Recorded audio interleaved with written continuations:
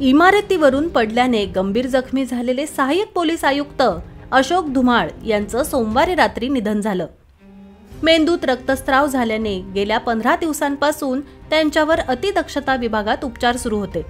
उपचार सुरू असताना आज रात्री त्यांनी अखेरचा श्वास घेतला। अशोक धुमाळ हे मूळचे सातारा जिल्ह्यातील रहिवासी होते। पोलीस उपनिरीक्षक म्हणून पोलीस दलात भरती झाल्यानंतर त्यांनी राज्यातील विविध शहरात सेवा केली। पुणे ग्रामीण पोलीस दलातील पौड पोलीस ठाण्यात त्यांनी वरिष्ठ पोलीस निरीक्षक म्हणून काम केलं होतं। गेल्या वर्षी त्यांना बढती मिळून सहाय्यक पोलीस आयुक्त म्हणून पुणे शहर पोलीस दलात बदली झाली होती।